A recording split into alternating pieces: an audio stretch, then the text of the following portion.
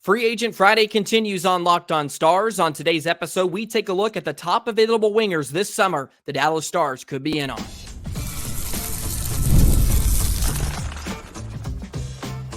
Your Locked On Stars, your daily podcast on the Dallas Stars.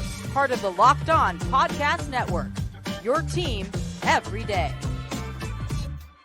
Howdy, Stars fans, and welcome back to another episode of Locked On Stars, part of the Locked On Podcast Network, your team every single day. It's a pleasure to be with you. I'm Joey Erickson, former producer, 105 Through the Fan. Please be sure to subscribe. We are free and available wherever you get your podcasts and on YouTube. And as always, thank you so much for making us a part of your day and making us your first listen. Happy Friday, Stars fans. Welcome to the weekend and welcome to another edition of Free Agent Friday. Last week, we looked into the top available defensemen the Dallas Stars should have their eyes on because we all know priority number one right now is improving the back end, but that doesn't mean we should skip out on taking a look at the top available forwards this summer in 2024. There are still some names out there that maybe the Dallas Stars will have interest in, and honestly, maybe some names that the Dallas Stars should be interested in if they want to improve up front next season. So plenty to get into on today's episode. A pleasure to be with you. Please be sure to like, comment, subscribe.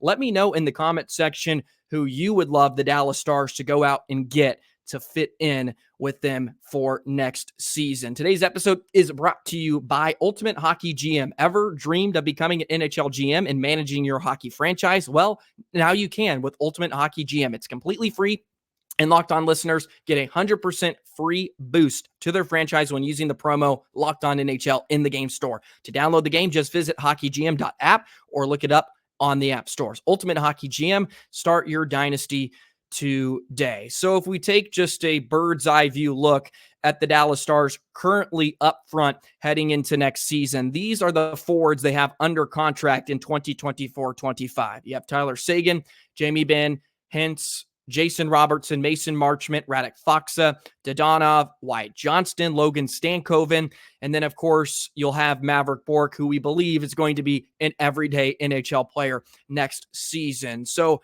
right now, you have to feel really, really nice about where the Dallas Stars sit, especially in the top six. And with the departure of Joe Pavelski, and we talked about this with Sam along with Uri this week, that may be an addition by subtraction because Father Time seemed to really catch up to Joe Pavelski, and it was very evident in the Stanley Cup playoffs. So Maverick Bourque jumps into that top six. So you're thinking maybe Seguin jumps up and plays with Robertson and Hintz on that top line. You can keep Ben with the two kids with Stankoven and Johnston, of course, and then maybe you flip in Maverick Bourque with Marchment and possibly Matt Duchene. We still have to see how free agency takes place with restricted free agents Ty Dellandrea and Sam Steele. Your current UFAs are Matt Duchene and Craig Smith.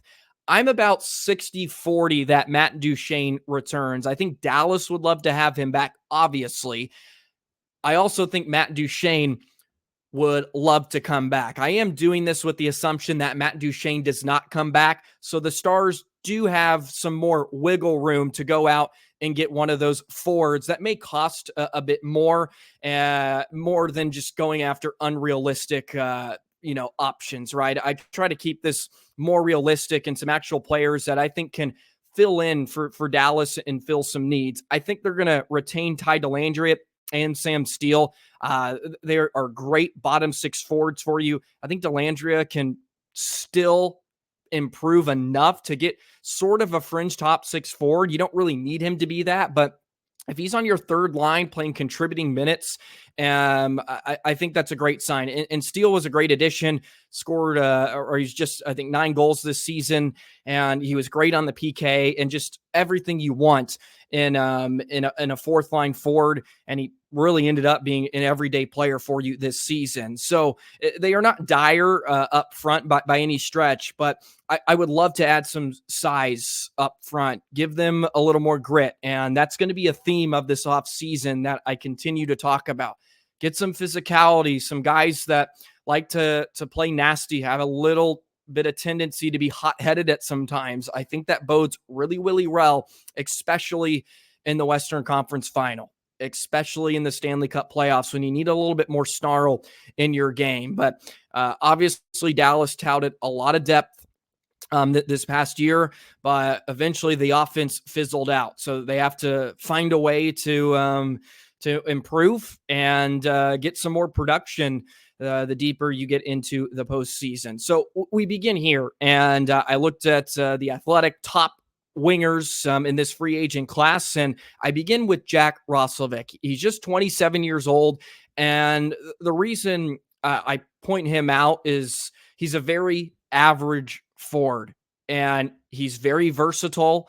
You can kind of play him wherever in the lineup, and we all know Pete DeBoer loves guys that can play anywhere and play in any situation. He's 6'1", he's 200 pounds, 31 points in 59 games this season. Of course, he started the year in Columbus and then was moved over at the trade deadline and made the rest of the run with New York. Has an offensive rating of 0, a defensive rating of 0, and they say behold the league's most average forward. He's a versatile one who can slot in anywhere, in any position in the top 9 and do fine. He'll do some impressive things here and there. He'll go through quiet stretches where you don't notice him, but most of the time he'll just be chugging along. And I think Dallas is looking for those type of players that can step in and just give you some energy, and you're not worried about them being a liability on the defensive end.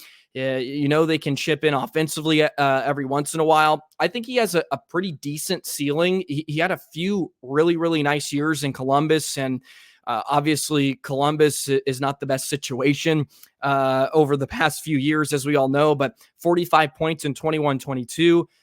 In 22-23, he had 44 points. He hit 22 goals in that 21-22 year. So he does have some offensive upside, and he's also projected to get somewhere around $4 million is his projected value. So he would be very, very affordable for the Dallas Stars, who in a lot of ways may not have a ton of wiggle room, depending on if they do go out and try to sign a DeMello or even a Matt Roy, the right-handed defenseman from New York. So you have to look at some affordable options, and he had a pretty good run in New York this season with the 31 points. He just kind of played everywhere, and I think is a real solid option for the Dallas Stars if you're looking at a guy that can kind of just fit into your bottom 6 and be productive. This isn't a class that's star-studded in a lot of ways. There obviously are some big names, like Patrick Kane is also a name to throw out there. I know there was some rumors linked to the Stars when he was deciding where he wanted to play this past season, but I don't know how much interest Dallas really had in him. I'm sure they called and took a look at him, but maybe that was more of an interest from Patrick Kane than it was Dallas. And I even did an episode on him earlier in the season, and it didn't feel like a right fit, especially when you added Duchene in the offseason. It didn't feel like the perfect fit. Some other players that I think are really interesting, Jake DeBrusk. He's another 27-year-old right winger, not necessarily a position Dallas is really in need of. If anything, you're probably looking for something on the left side, but hey, talent is talent. And DeBrusk is someone that has gotten better year in and year out with Boston. He has a +3 offensive rating, +2 defensive rating. I think he's going to be out of the Stars' price range, but he is certainly someone to take a look at. Jonathan Marchessault is someone I think that's going to be really coveted this offseason. The Stars are probably not going to even sniff near him. He's more of a player that you're looking to slide in your top 6 and add some scoring. I mean, at 33 years of age, he's looking to get a pretty decent payday, and I think a lot of teams would love to jump on him and add him to a top 6 and really, really get some scoring. I mentioned this earlier in the offseason. I think Marchessault is a type of player that Dallas is probably going to be out on in a lot of ways. And yes, he's obviously skilled, and you're obviously trying to gain as much talent as possible, but I don't know if Marchessault is the perfect fit or is the characteristics Dallas should be looking for in order for them to get over the hump. And I know there's something to be said for having an embarrassment of riches, but guys like Marchessault and Domi that are just some undersized forwards. And I know Domi brings a bit of snarl to his game, but you have Maverick Bourque and you have Wyatt Johnston. Those guys are small. Logan Stankoven as well. You need to fill in around them, give them some bodies that can, protect them in a lot of ways, but also pitch in offensively and be good running mates. And you have to feel good about where the Stars stand with Benn, Stankoven, and Johnston. Maverick Bourque could even jump up on that top line. Who knows? And you have Roope and Robo. There's a lot of options. And I think that's what makes it really, really exciting for next season. Pete DeBoer is going to have an embarrassment of riches in a lot of ways because you have two rookies essentially in Stankoven and Bourque that are still on their rookie contracts. And now Dallas can really find ways to bolster the roster around them. And I know Jamie Benn and Tyler Seguin get a lot of flack for their contracts and the amount of money they're making, but you can use that. It's a fair statement in a lot of ways, but they're not the issue anymore. And they got a ton of flack for not producing, to the level that their money said. But I think you can put a lot on the front office too. Stars didn't have any depth around Jamie Benn and Tyler Seguin for large stretches of their prime. And albeit they should have scored more and they could have produced more at a higher level, I can understand that. But you have to pay talent to keep them around. And they did that, but they didn't put a great roster around them. Now we're starting to see the fruits of great drafting, some really nice trades and grabbing pieces to fill holes in the roster. And now Dallas has this window of opportunity to really, really strike. And they missed out on it this past season, unfortunately, but they're going in the right direction. And I think if they can just really put some bodies around in certain places, they can make a big difference. So Jack Roslovic is a name I wanted to throw out there, but someone I'm really intrigued about, probably the most out of this entire free agent class, is Dakota Joshua, who played with Vancouver this past season. I'll tell you a bit more about him in just a moment. Today's episode of Locked On Stars is brought to you by Ultimate Hockey GM. Hey, Locked On Stars fans, I want to take a moment to bring up one of our partners, the mobile game Ultimate Hockey GM. Ever dreamed of becoming an NHL GM and managing your hockey franchise? Do you think you could run the Stars better than the current GM? Well, your dream can come true, and this game is most definitely for you. Manage every strategic aspect of your team, play through the seasons and lead it to glory, hire the right coaches and staff, trade players or draft picks, navigate through free agency and the draft, what we're trying to do right now, all in a challenging and realistic game world. As a Stars fan, you know there is no offseason. GMs are constantly making moves at every point of the year to improve their team's chances, and that's why I think you're going to love the game. Ultimate Hockey GM is completely free and playable offline. Play on the go as you want and when you want to. Locked On Network listeners get a 100% free boost to their franchise when using the promo Locked On NHL in the game store. So make sure to check it out. To download the game, just visit hockeygm.app, hockeygm.app, or look it up on the app stores. Ultimate Hockey GM, start your dynasty today. Dakota Joshua. Dakota Joshua is a name I want you to be familiar with, and I think he may be my golden child of this free agent class up front. I have no idea why. Well, I do have an idea why. I think he's a really, really effective player that I think Dallas could get a very reasonable deal for, and it would have an immediate impact. I thought he was fantastic for Vancouver this past season, and maybe that was because he was so noticeable during the games they played against the Stars, but Dakota Joshua is a monster. First off, 6'3", 206 pounds. He is a big frame. Went to Ohio State University. And I just love his game. 32 points this past season. He's still really, really young.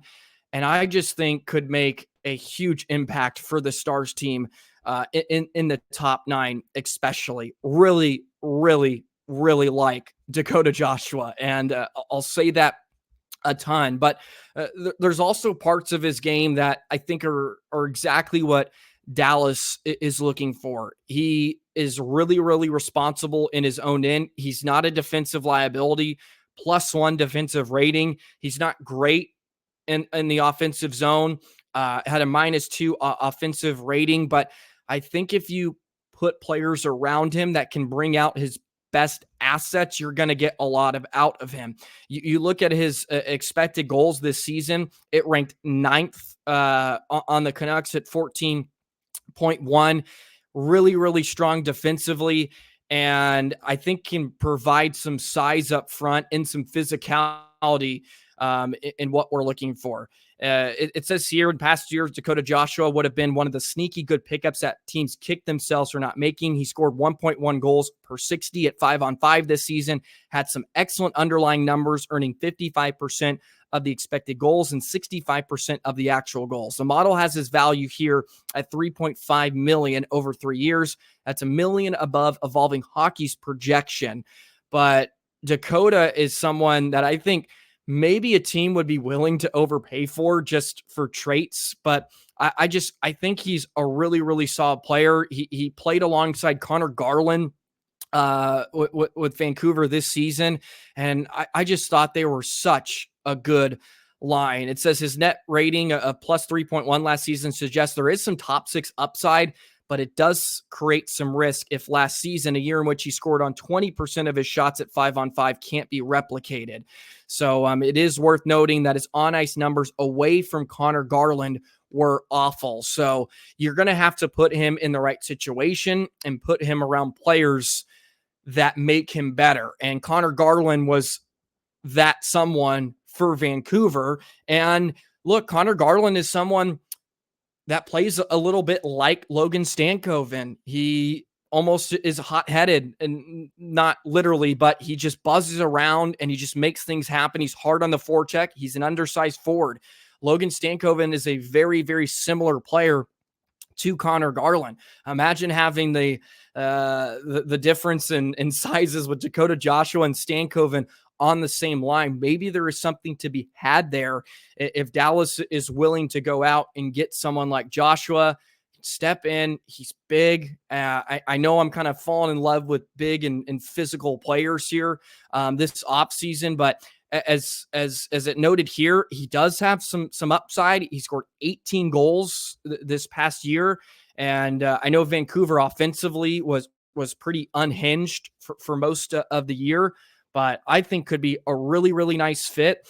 And who knows, he gets into the locker room and he's playing alongside Jamie Benn, not a terrible guy to learn from. And I know Jamie Benn's only under contract for this next season, but that could be the type of player he could be in the future, a big, rough power forward with some skill. And he's not as skilled as Jamie Benn, but I think there's some development there, and there's some improvement in his game.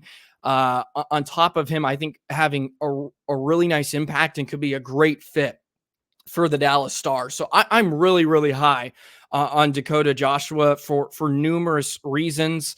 But yeah, as I mentioned, he scored on 21% of his shots at 5-on-5. That's probably not sustainable, but you're not necessarily looking for that out of Dakota Joshua if he comes to Dallas. You have your Stankovens, your Johnstons, and Benns for that, and Robertsons and Hintz, right? I can go on and on about the guys that you're hoping to carry the offensive load. Joshua is someone you can fit in top 9 at least, and anything he gives you production-wise is great, and you're feeling really, really good. So, yeah, Dakota Joshua, that's one of my guys I think could be a fantastic fit for Dallas and have a great impact. Just really like the player. And as I mentioned, maybe it's just biased from seeing him against Dallas, along with him and Connor Garland, really gave Dallas some fits because they were so good on the forecheck. And I think they just create a lot of chaos for defense pairing. So Dakota Joshua is the guy I'm throwing out. I'm going to say his name a ton here, but like the player, certainly like the player if you cannot tell. Okay, let's jump into some of my overall thoughts about the class in general. I'll throw some more names out there and just look at who's available and maybe what kind of deals we're expecting here this summer. And we'll do that in just a moment.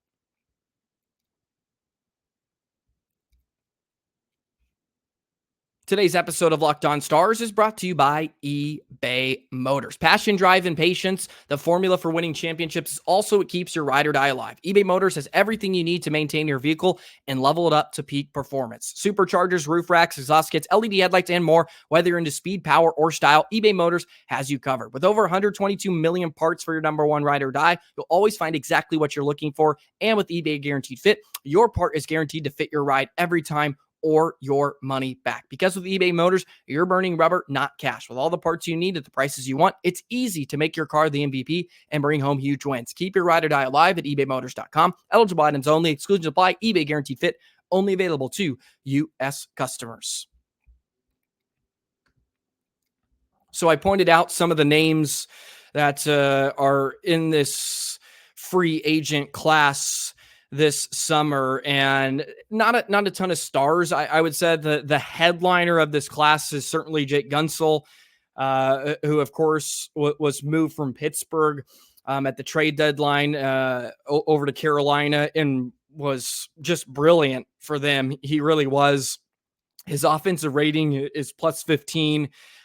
He's just a good all-around player, 29 years old. He's projected to get a contract upwards of, he'll probably be above 9.5. So he's going to get a payday from someone, certainly. You have Jonathan Marsh is so under him. Tyler Toffoli is really interesting, a guy that just seems to go anywhere and is basically a 20 goal scorer wherever he finds himself. Has played the last few seasons with Winnipeg and Calgary. Of course, he's kind of jumped around, but is great up front, and just basically slide him into the top six, and you're going to see production. Patrick Kane is going to be another interesting story this year. Played really well. He worked out, I think, in the grand scheme of things with Detroit. Looks like Yzerman in the front office there is pretty much out on him being a potential returner, but who knows? I think you can always make room for a guy like Kane, just a veteran that, he's got his money, he's got his cups. He's not looking for necessarily a place to play 18 minutes a night. He just needs a spot where he can thrive and make an impact. So I wonder what teams are really going to be interested in the 35-year-old right winger. Victor Arvidsson, he'll be a great add to wherever he fits. Another player like Stankoven, sort of, and God, every time he's on the ice, he is just around the puck. He's 31 years old, +6 offensive rating, +1 defensive rating. They're projecting him at somewhere around 6.4 here this summer. But when he's healthy, man, he is a strong 5-on-5 player. And, a lot of places would probably find a spot for him in the top six. Another player that has high top six upside is Jonathan Duran. Of course, he reunited with his old teammate Nathan McKinnon in Colorado, and they had a stretch where everything was working out. They took a while to find their to find their groove, but it ended up in the long scheme of things being a really nice addition. But he's another guy that's probably going to live somewhere in the $5 to $6 million a year range. A lot of guys that are entering their 30s that are up for contracts here this next season. So a lot of teams are going to have a plethora of options in this free agency class. And as I mentioned, I don't think there's, I mean, besides Guentzal and Marcia, so you can probably throw in there as can't miss guys. But other than that, I think just really, above average solid players that you can add to your lineup. And those are, I mean, you need role players, right? And you need guys to fill out your roster. And this is why I'm not necessarily getting too deep in some of the names here. I just don't think Dallas is really going to be shopping a whole lot for the Marchessaults of the world. I think they're really, really comfortable with where they're at. And it wouldn't shock me if they get Duchene back in the building, Sam Steele and Dellandrea. And then you're really talking about maybe 1 to 2 positions that are up in the air. And who knows, as the offseason moves along, maybe Radek Faksa gets dealt, or even Evgeny Dodonov. Those are guys you kind of forget about that are probably going to have permanent spots in the lineup with Pete DeBoer. So you're talking about maybe 1 to 2 slots that Dallas would even be interested in. And frankly, is that even someone like Dakota Joshua can fill, or Roslovic? Are those even guys that Dallas would be interested in? But I'm just throwing those out there as potential options that I think I would love to have added to this lineup, especially up front. So we'll see how it plays out, certainly. But nobody I'm necessarily banging on the table for, like, you absolutely need to have, like Chris Tanev, for instance. Like, you have to go get Chris Tanev. He was can't miss. And Jim Nill absolutely went out and got him, and it paid dividends. And hopefully you get him back for the next few seasons. So that kind of wraps up today's Free Agent Friday here on Locked On Stars. Apologize for just being all over the place, but that's where my mind is going right now. I can't sleep at night half the time, just coming up with names and players that you could add to this team. And maybe that's where the fun of this comes. We can just be here and kind of play fantasy GM. But hey, cap is a thing. Even if the cap's going up, Stars only have so much cap space, and who knows if they're really going to be able to make some big additions. But just wanted to keep some of those names on your radar as July 1st rolls around. Alrighty, that'll do it for today's episode. Happy Friday, Stars fans. Enjoy your weekend. I certainly am. And we'll continue to grind out this offseason. Thank you so much for the support this past week. I'll continue to try to get guests on here, and we can just chop it up about Stars hockey. So enjoy the rest of your weekend, and we'll see you on Monday. So long, Stars fans.